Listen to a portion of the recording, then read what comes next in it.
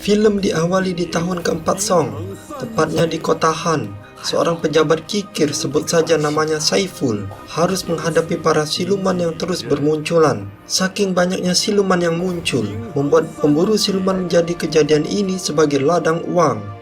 Namun, berbeda dengan seorang pemburu siluman bernama Yin Hu yang datang ke tempat itu karena tujuan lain. Tak lama sebuah aura siluman terdeteksi.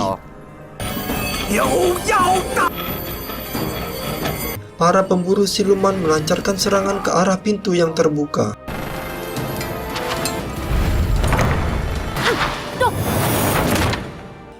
Rupa-rupanya yang datang dari pintu tersebut bukan seorang siluman, melainkan seorang biksu berambut bernama Budong.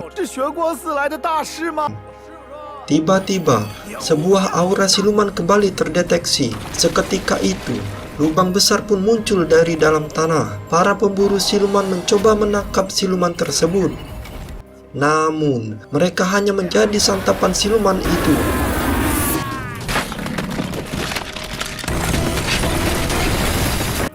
Di tengah kepanikan yang terjadi, Budong pergi ke tempat Saiful dan istrinya.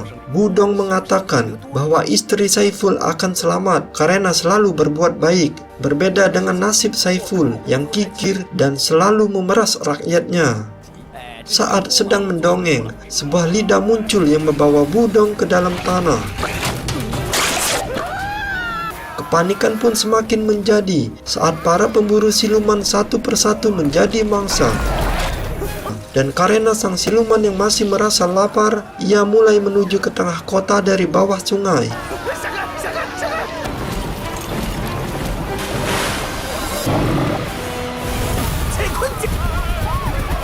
Terlihat Budong yang ternyata berhasil selamat sudah berada di punggung siluman tersebut.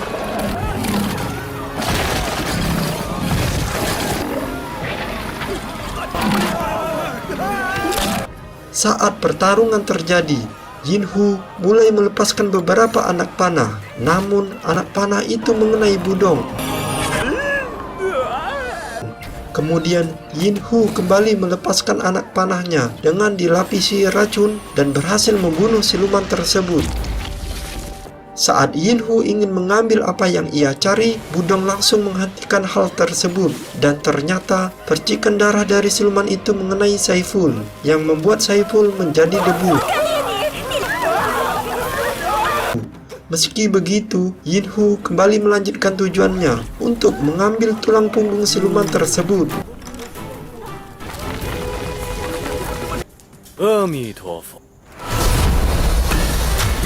Setelah mengalahkan siluman tersebut, Budong kembali ke kuil dan menemui gurunya. Di tempat tersebut, Budong juga melihat para biksu yang sedang melakukan ritual.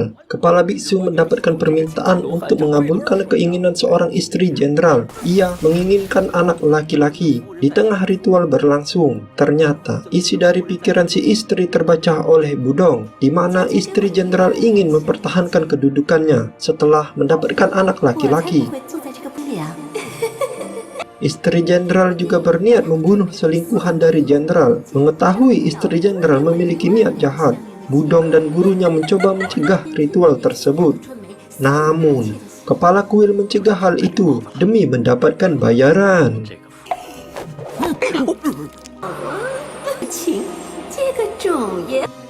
Di sisi lain, Yin Hu beserta relawannya yang sudah kembali ke markas mulai mengekstrak tulang punggung siluman tadi ke sebuah alat yang dirancang oleh Yin Hu. Selama ia berada di dunia manusia, Yin Hu merancang alat itu selama 1000 tahun.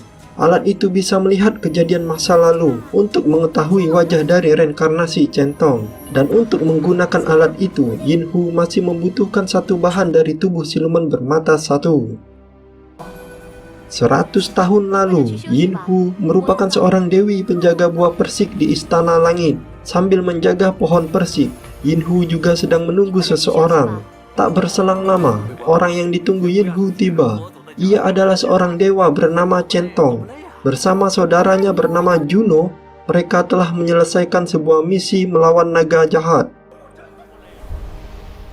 Yinhu dan Centong diceritakan memiliki hubungan asmara. Meski begitu, Yinhu tetap khawatir jika hubungan mereka berdua diketahui oleh dewa lain. Dan jika hal itu terjadi, Centong bersedia meninggalkan istana langit demi hidup bersama Yinhu. Di tengah mereka bermesraan, tiba-tiba buah persik mulai berjatuhan, dan tak lama para dewa pun mulai berkumpul setelah mengetahui hubungan asmara mereka berdua. Hubungan asmara sesama dewa dilarang di istana langit, dan akibat dari hubungan antara Yinhu dan Centong membuat buah persik jatuh sebelum matang. Akhirnya, sidang pun dimulai mengenai hubungan Centong dan Yinhu. Sebagian dewa menginginkan hukuman untuk mereka berdua.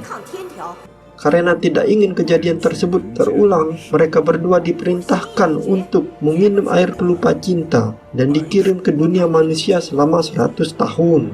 Centong menuruti keinginan para dewa untuk meminum air pelupa cinta dan dikirim ke dunia manusia.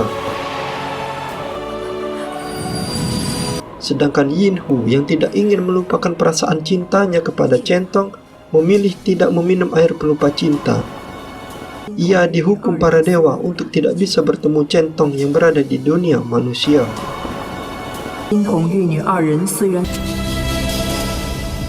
1000 tahun pun telah berlalu semenjak Yinhu turun ke dunia manusia. Berbagai macam tempat dan profesi Yinhu jalani demi menemukan Centong. Namun, akibat hukuman para dewa, ia tidak mengetahui wajah Centong yang telah dikirim ke dunia manusia.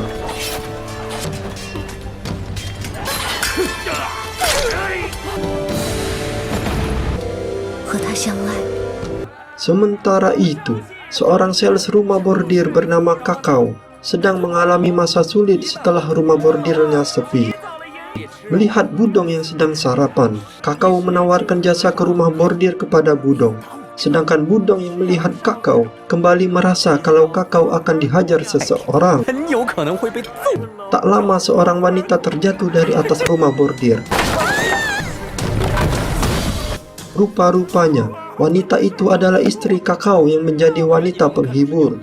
Karena merasa istri Kakao terlalu tua, seorang pelanggan pun mulai membuli Kakao dan istrinya.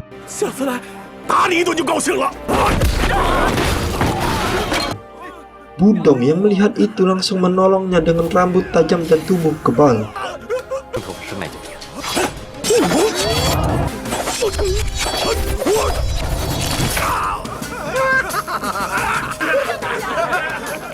Setelah membantu Kakao, Budong kembali nongkrong di sebuah bar.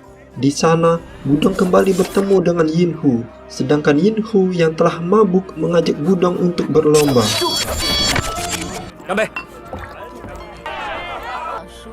Mereka berdua pun semakin terlarut hingga Yinhu menceritakan kisah kelamnya. Yinhu merasa menyesal karena selama ini ia tersiksa demi mencari seseorang. Seharusnya Yinhu meminum air pelupa cinta untuk mengakhiri penderitaannya. Sedangkan Budong yang tidak mengetahui apa yang diucapkan Yinhu hanya bisa mendengarkannya.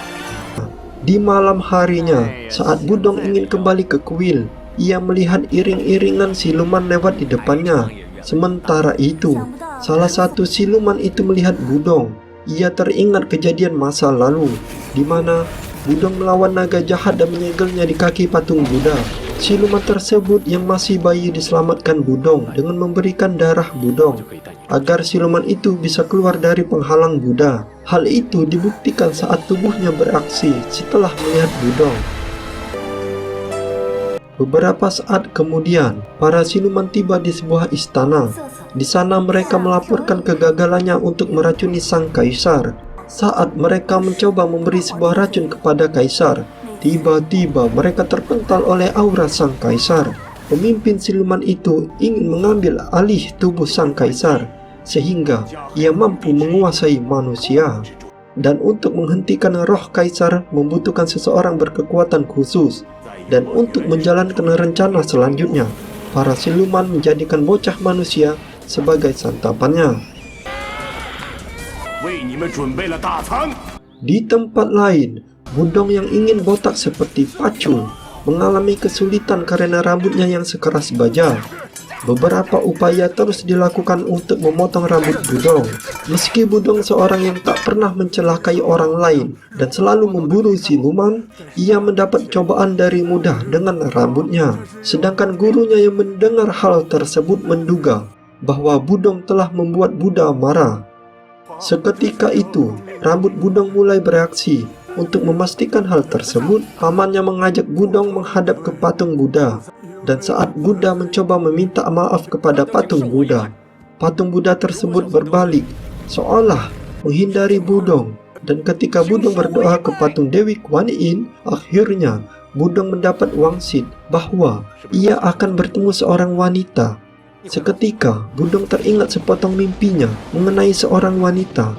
Tak lama, Ketua Kuil datang. Setelah mengetahui beberapa patung Buddha berubah arah, Ketua Kuil menduga bahwa Budonglah yang melakukan hal tersebut.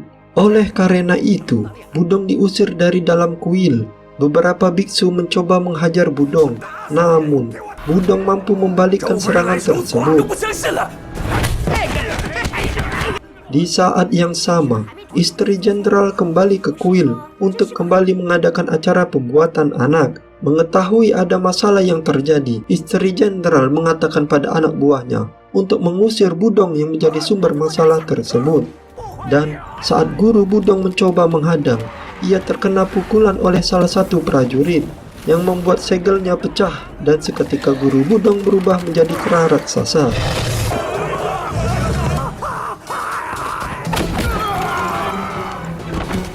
Setelah menyingkirkan beberapa pengganggu, guru Budong mengatakan bahwa ia sebenarnya adalah Juno, saudara dari Budong yang selalu mengawasinya di dunia manusia. Juno juga mengatakan bahwa Budong sebenarnya adalah dewa yang berasal dari istana langit. Dan setelah mengetahui hal itu, Budong mulai teringat kenangan saat di istana langit bersama Yinhu. Juno juga mengatakan bahwa Budong harus pergi ke Tiansheng untuk membasmi siluman atas perintah Dewi Kuan Yin. Di sisi lain, pemimpin siluman mengetahui bahwa Budong adalah seorang dewa yang selama ini ia cari. Rupa-rupanya pemimpin siluman merupakan naga jahat yang disegel Budong sebelumnya saat ia menjadi dewa. Ia juga mengetahui bahwa Budong tersandung kasus yang membuat Budong dikirim ke dunia manusia. Untuk membalas dendam, siluman naga jahat memerintahkan pengikutnya untuk menangkap wanita yang Budong cari, yaitu Yinhu. Dengan memaksa Yinhu untuk mendekati kaisar, Yinhu bisa menekan aura kaisar dengan kekuatan dewinya. Sementara itu, Budong yang baru tiba di Tiansheng bertemu dengan sosok siluman bermata satu yang mulai mengamuk di tengah desa. Dengan bantuan kepala desa, sebut saja namanya Nina, Budong mencoba mengalahkan siluman tersebut. Sementara itu, Yinhu yang juga mengincar bagian tubuh siluman bermata satu ikut bergabung dalam pertarungan.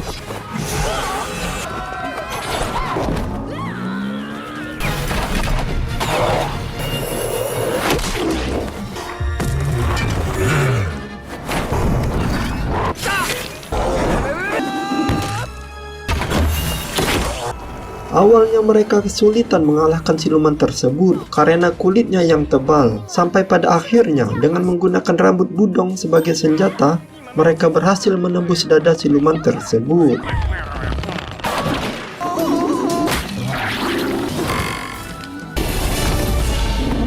Setelah siluman tersebut tewas, Yinhu mulai mengambil mata siluman tersebut. Karena merasa penasaran, Budong dan Nina pun mengikuti Yinhu. Beberapa saat kemudian, alat yang selama ini Yinhu buat mulai bekerja setelah menyerap mata siluman. Seketika Yinhu diperlihatkan kejadian masa lalu selama Yinhu tinggal di dunia manusia dan saat Yinhu masih berada di istana langit. Sedangkan Budong yang baru tiba sempat kebingungan karena apa yang ia lihat merupakan bagian mimpinya. Dan saat alat tersebut menunjukkan bahwa reinkarnasi centong adalah Budong, dan Budong juga teringat kenangan masa lalunya di mana Budong adalah seorang dewa. Namun, pertemuan mereka tak berlangsung lama. Saat naga jahat beserta pengikutnya muncul, dan pertarungan pun dimulai. 想带走我的女神！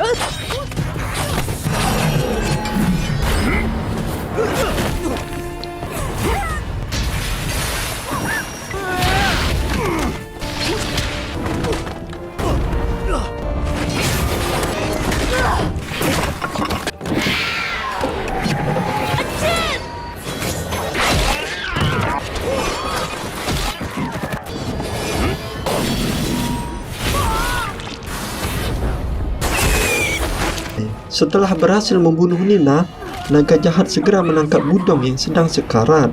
Sedangkan Yinhu yang terluka hanya bisa memohon untuk tidak membunuh kekasihnya.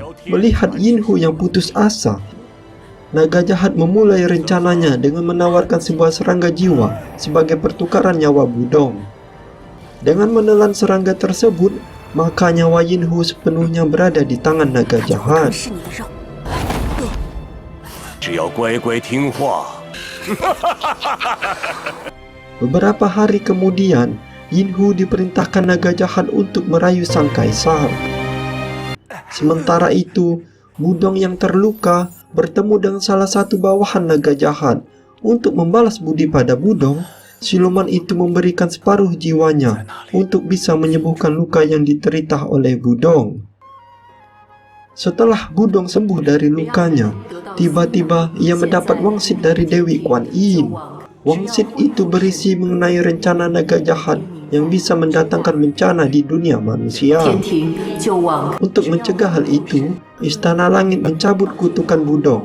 Dan untuk mendapatkan kembali kekuatan dewanya, Budong harus mendapatkan 3 hal, berupa air mata orang jahat, harga diri orang pecik, dan nafas orang jatuh cinta. Sebelum Budong mendapat 3 hal tersebut, Budong akan menjadi manusia biasa. Budong pun mencoba mencari 3 hal itu dengan pergi ke tempat kakao yang ditemani oleh saudaranya. Setelah bertemu kakao, Budong segera meminta harga diri kakao. Sedangkan kakao yang mendengar itu sempat kebingungan karena kakao seorang mucikari sekaligus menjual istrinya sendiri yang tidak memiliki harga diri. Tak lama, istri dan anak kakao datang. Meski kini kakao tak mempunyai harga diri, setidaknya ia bisa menghidupkan kedua anaknya dan menyekolahkannya. Tiba-tiba, pelanggan yang menghajar kakao sebelumnya kembali muncul. Kedatangannya ingin menagih hutang kepada kakao.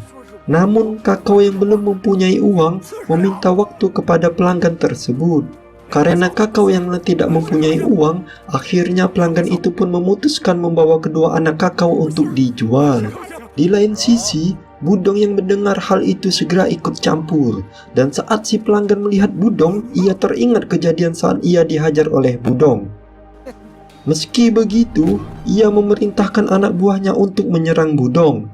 Sedangkan Budong yang merupakan dirinya seorang manusia mencoba melawan. Namun, berakhir dengan Budong yang dihajar. Dan saat Budong ingin ditusuk oleh si pelanggan, kakao dan kedua anaknya segera menghentikan pelanggan tersebut. Melihat keluarganya yang kesulitan, istri kakao pun mencoba menolong. Namun, ia terlempar hingga tewas. Dengan penuh amarah, kakao mencoba membalaskan dendam dan berhasil membuat si pelanggan menyerah. Akhirnya, kakao pun menemukan harga dirinya sebagai seorang laki-laki. Seketika, Budong mendapat sepertiga kekuatannya, begitu juga dengan saudaranya. Dengan demikian, istri kakao yang telah tewas membuat kakao merasa menyesal karena tidak memberikan kehidupan yang layak bagi keluarganya. Kakao berjanji di kehidupan selanjutnya ia akan menjadi yang lebih baik dan kakao pun bunuh diri. Tiba-tiba, si pelanggan ikut menangis dan merasa menyesal atas perbuatannya. Ia yang merupakan seorang yatim piatu sejak lahir hanya merasa iri terhadap kakao yang mempunyai keluarga. Si pelanggan hanya ingin menjaga anaknya untuk mendapatkan kehidupan yang lebih layak. Seketika kekuatan Dewa Budong kembali pulih 2/3. Setelah mendapatkan air mata orang jahat dan sekarang hanya memerlukan nafas orang jatuh cinta. Dan berencana mendapatkan hal itu dari Yinhu. Di tempat lain, Yinhu sudah dijadikan mempelai sang kaisar berkat bujukan dari naga jahat yang menyamar sebagai menteri. Di saat Yinhu akan berciuman, Yinhu mengeluarkan sebuah racun. Namun, Yinhu sempat sadar jika perbuatannya salah dan segera menghentikan racun tersebut. Yinhu juga memberitahukan bahwa sang menteri ingin mencelakai kaisar demi menguasai kekaisaran. Mendengar hal itu, sang kaisar segera meminta seluruh prajuritnya untuk berjaga. Sementara itu, naga jahat yang mengetahui Yinhu tidak menuruti keinginannya segera mengaktifkan serangan serangga jiwa. Seketika, Yinhu pun mulai merasakan kesakitan. Untuk kembali menjalankan rencananya, naga jahat mengirimkan pengikutnya untuk menangkap kaisar. Tak lama, Budong beserta saudaranya pun muncul, dan hanya butuh waktu sekejap, Budong mampu membunuh siluman tersebut. Tak lama kemudian, naga jahat pun tiba. Melihat hal tersebut, saudaranya segera melawan naga jahat untuk memberi waktu Budong mendapatkan kekuatan dewanya. Meski Budong beberapa kali mencium Yinhu, namun ia tidak mendapatkan kembali kekuatannya. Akhirnya, Budong pun ikut bergabung untuk melawan naga jahat.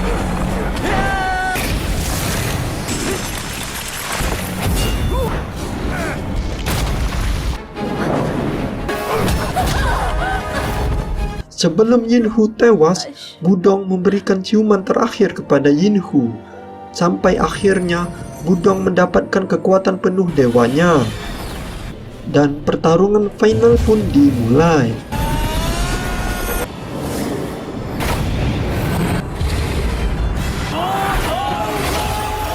Naga jahat kemudian berubah menjadi naga, sedangkan Budong dengan jurus 1000 bayangan membentuk sebuah naga emas.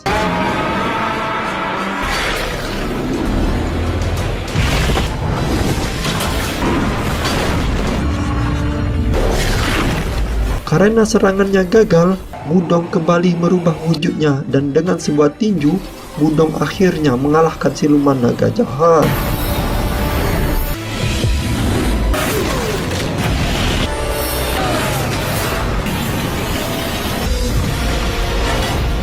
Setelah pertarungan usai, Dewi Kuan Yin muncul untuk mengajak Budong kembali ke Istana Langit. Tapi Budong menolak karena ia sudah tidak mempunyai tujuan di Istana Langit. Budong akan menetap di dunia manusia untuk membasmi para siluman yang ada di dunia. Dan film pun berakhir.